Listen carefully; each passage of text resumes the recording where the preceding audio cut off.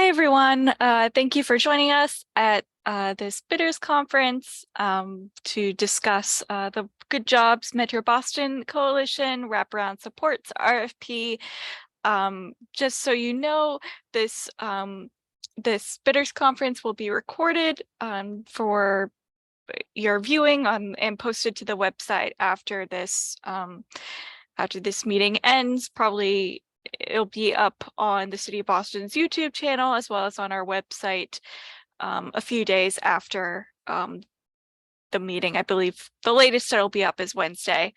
So just to go over what we'll be doing today, you can feel free to put any of your questions in the chat, and I will just be going over an overview of the Good Jobs Challenge and what the Good Jobs Metro Boston Coalition is, and then I'll be going through a brief overview of the RFP, and then I can answer some of your questions that you put in the chat, or you can raise your hand. I'm not sure if that's something that you are allowed to do with this webinar, but please feel free to put your questions in the Q&A. All right, so we can get started. Just to give a bit of a background of what the Good Jobs Challenge is, it's a $500 million investment from the U.S. Department of Commerce's Economic Development Administration, the EDA, from the American Rescue Plan Act dollars in fiscal year 2021. Some of the programs, so 32 grantees were awarded a Good Jobs Challenge funding out of 509 applications over a 3-year grant period that occurs between September 2022 and August 2025. And just to give you an overview of some of the industry sectors of focus that other grantees are focusing on, those include healthcare, information technology, manufacturing, energy and resilience, and transportation, distribution, and logistics. And the industry sectors that we're focusing on are healthcare, clean energy, and childcare.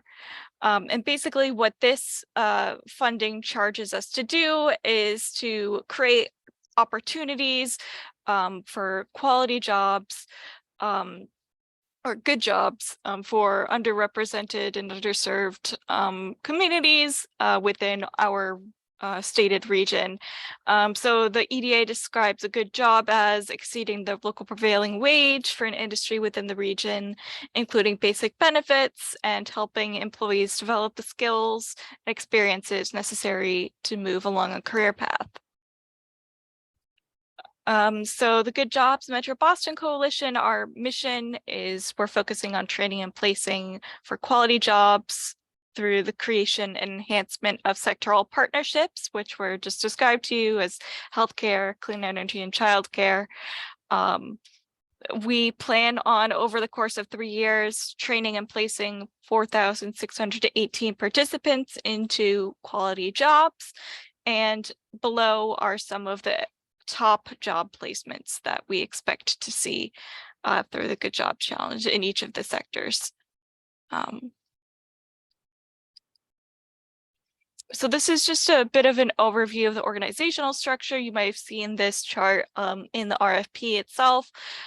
So EDIC OWD, which is us, we are the lead grantee. We're acting as a system lead entity, which is basically just a fancy, the EDA has awarded the funding to us to implement these grant dollars.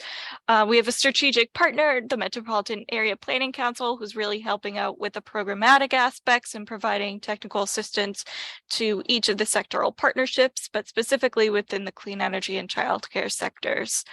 And the 3 sectors are outlined below here. They each have an organization that's leading the charge in their sector, so to speak, which are the EDA calls backbone organizations. So for childcare, that organization is the CALE Institute, or Community Advocates for Young Learners Institute. For the clean energy sector, it's Benjamin Franklin Cummings Institute of Technology. or Franklin Cummings Tech. And for the healthcare sector, it's the Boston Healthcare Careers Consortium. So that's just to give you a broad overview of what the Good Jobs Challenge Metro Boston Coalition is, and just to provide some background context to this RFP.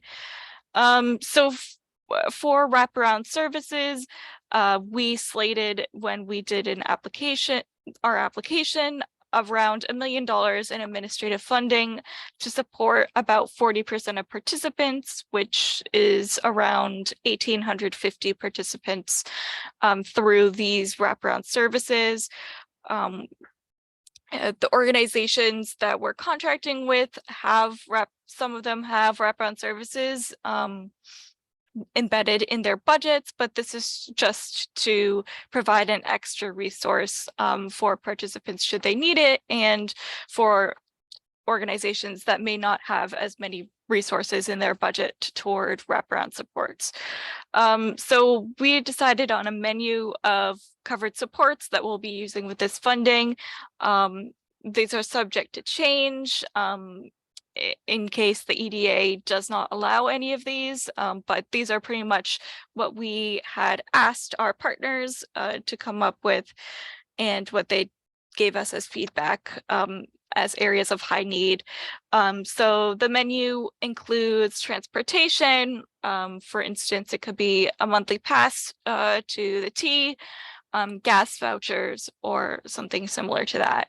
Childcare is in high demand in this region, and I mean in every region really, but childcare vouchers, that sort of area.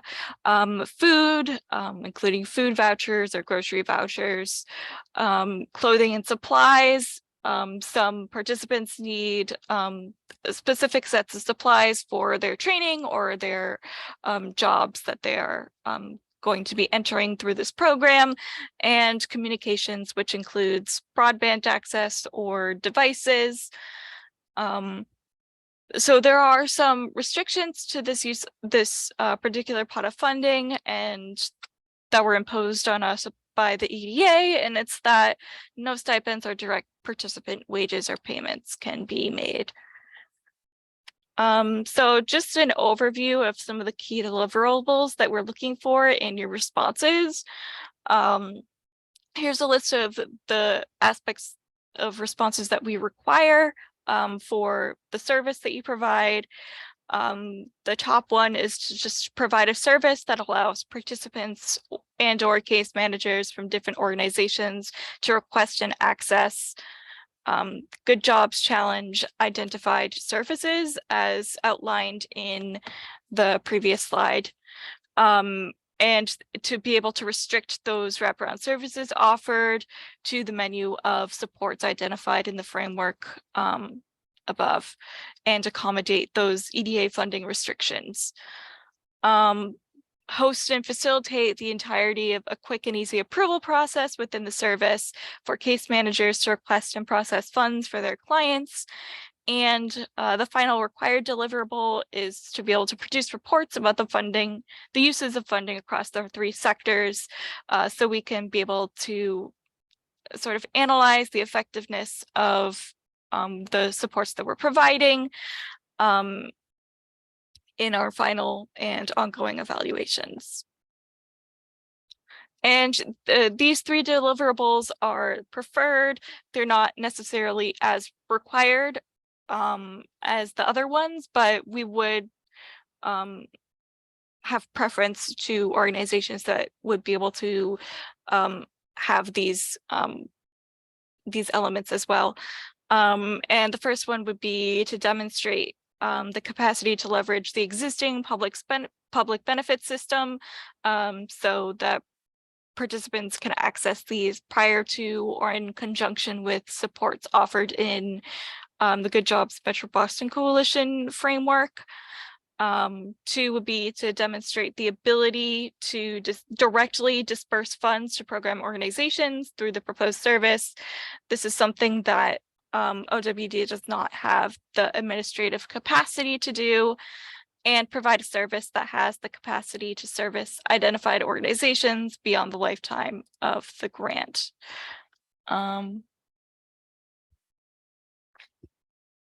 Yes. And I see the question, I'll get to it later, after I finish this presentation. So the timeline, the request for proposals was issued on July 17th. Today's the bidders conference, and tomorrow is the deadline to submit questions to me at abigail.cross@boston.gov. After we get all of your questions and are able to post the recording, we'll be able to post the questions that you've submitted as well as the answers to those questions to the website, so folks can see it, and post this recording to the website as well as our YouTube channel. So that should be done probably by the end of this week or by the latest. RFP responses are due with a separate fee proposal on August 17th by 5 p.m. Eastern time. Technical proposals should be sent to me at abigail.cross@boston.gov, and fee proposals should be sent to my colleague Saida, who's also on the call, at saida.jean-charles@boston.gov. We anticipate selecting and notifying the awarded proposal in mid-September, around September 15th, and really soon after we anticipate starting the contract. We hope to get product development up and running as soon as possible. This is a 3-year grant and we are 1 year in, so this is really the time that we would like to be providing the services to participants. So we really hope that the product development can occur on a quick timeline with releasing the product to partner organizations by February 2024 or around then. And the contract start date, end date, excuse me, will be the same end date as the rest of the grant, which is in August 2025. And so now I will just take the questions. I see 2 in the Q&A box already. So let me just stop sharing my screen. Okay. So the first question is, what are some specific examples of allowed supports to the participants outside of public benefits? That's a good question. I would say as that's something that we can either discuss within the proposal or I'm sorry, that mean develop a product. Oh, sorry, yes. So I think to answer the first question, I think that's something that could be worked out through the proposal. I'm not quite sure what you mean. We're mostly looking for this for this proposal's purpose. We're mostly looking to stick to the menu of supports that includes that folks have identified, just because those are the areas of highest need. If your organization provides other supports as well, that would be, allowable. We would just have to develop that in correspondence with the funder, who is the EDA.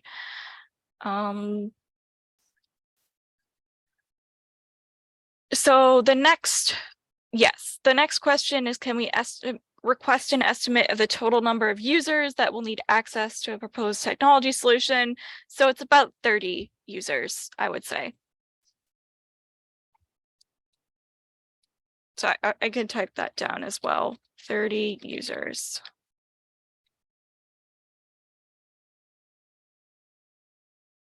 Technology solution. The next question is, when you say propose a service, does that mean develop a product? That depends. If you have, we prefer if you would have an existing product, but if you need to develop something entirely new, that's something that we could accommodate as well. I think when we say propose a service, we basically just mean, do you have a service that can already do some of or all of these things? And can you tailor it to our needs for the Good Jobs Metro Boston Coalition, if that makes sense? Feel free to clarify in the questions again, if that doesn't make sense. And is the budget for the requested service coming from the $1 million set aside for covered services or the grants administrative budget?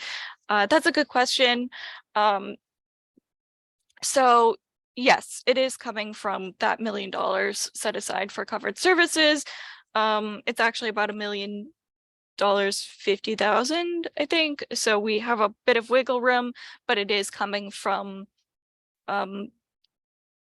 that pot of funding set aside for covered services. And both that is also included in the administrative budget, but it's a part of that pot of funding, if that makes sense. If that doesn't, please feel free to let me know. I don't see any other questions in the chat. Saida, do you see any, or? Oh, I don't see any other questions. I think I just saw a new one. Are case management services expected to be delivered directly to the participants as part of the scope of this RFP, or will the partner organizations be the ones delivering the on-the-ground client-facing services? So that's a good question. No, case management services are not expected to be delivered directly to the participants. We just ask that you be able to financially disperse the funds to partner organizations, and those partner organizations will be the ones that are performing the direct participant services.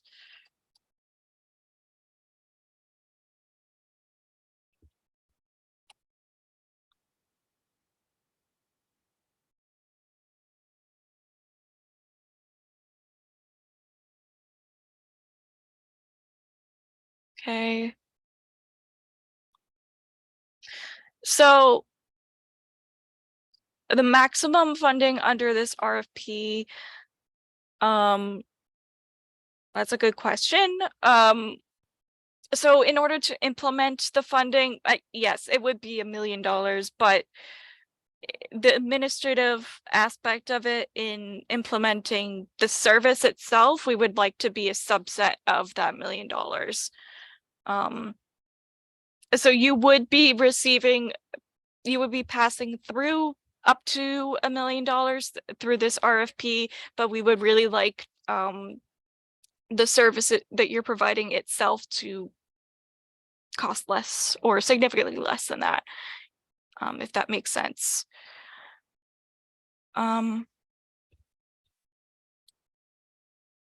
For the reports, will the city expect to see individual level data or population level data? That's a good question. I think individual level data would be preferred, but if it ends up being population level data, that's useful for our purposes as well.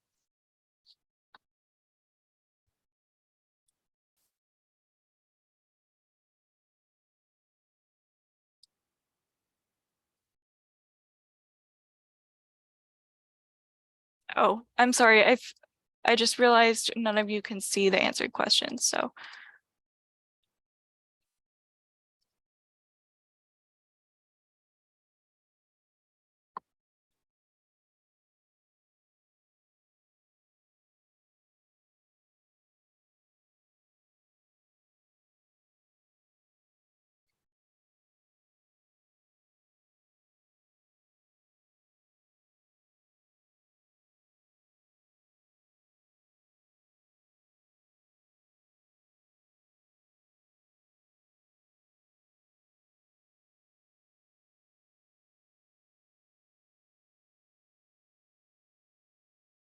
Does anyone have any other questions?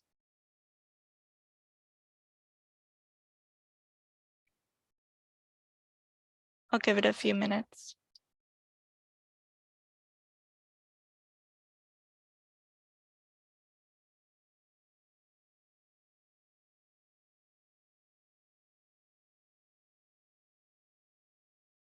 And also, if you can't think of any questions right off the top of your head now, or if you have a question that's specific to your proposal, please feel free to submit any questions to me via email at abigail.cross@boston.gov. That information should be on the website as well.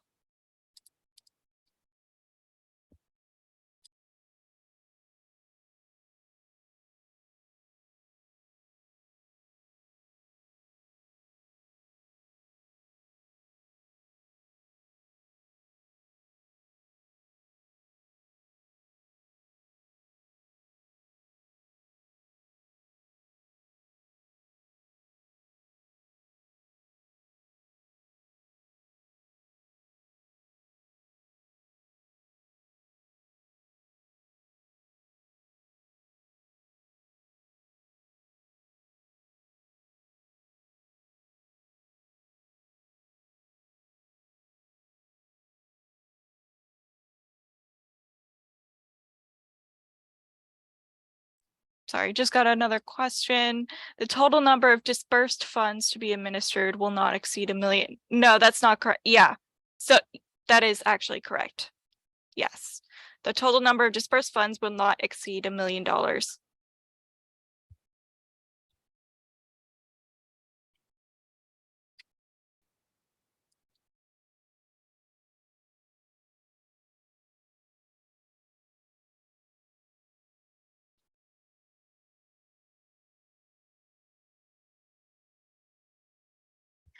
What do you anticipate the average wraparound cost per participant to be? So as I said before, we're looking to serve around 40% of participants. And we're really trying to allow them to choose a number of the services according to their needs. But if split equally, we anticipate around $550 per participant that is served with this funding. That could fluctuate, but that's the average.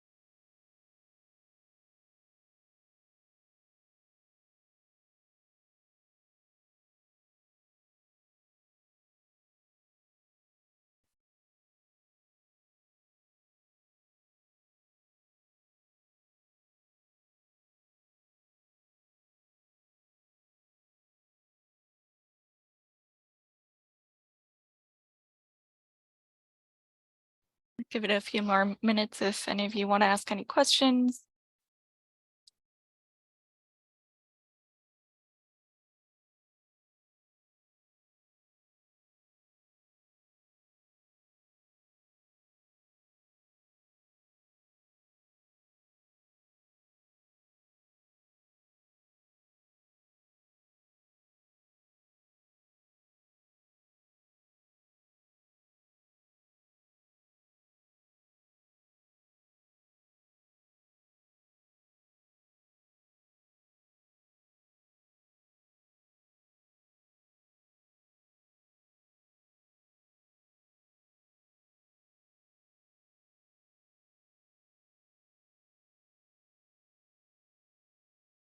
This is a good question. Are the case managers at the training providers using a case management platform provided by the grant? No, we are not requiring them to use a case management platform that we provide. They're really, most of them have their own case management systems that you use, so we've allowed them to integrate that into the Good Jobs Challenge grant. That's a good question. Thank you.